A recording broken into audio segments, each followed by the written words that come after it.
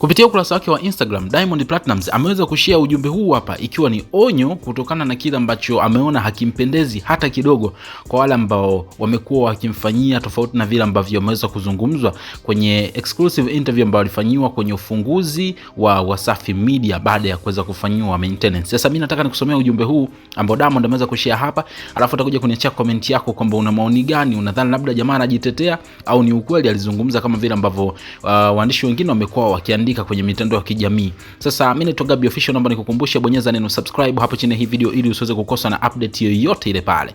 Sasa kupitia ukurasa wake wa Instagram kama nilivyokuambia, ameandika kama ifuatavyo: tafadhali naomba msikate clip za mahojiano nusu kwa lengo la kupotosha maana na kuzua taharuki. Ile hali na ilikuwa ni njema kuomba arena kwa faida ya tasnia nzima.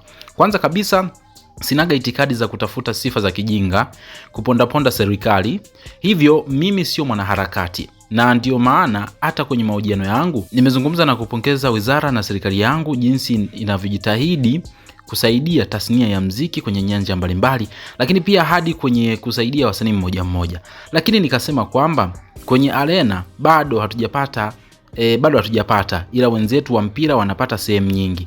Yawezekana ikawa nimewasilisha kwa hisia kwa sababu muziki ni tasnia yetu, lakini pointi ya msingi ilikuwa ni kuendelea kuiomba serikali yetu watuwekee vijana wao arena na sisi tuweze kujimwaya.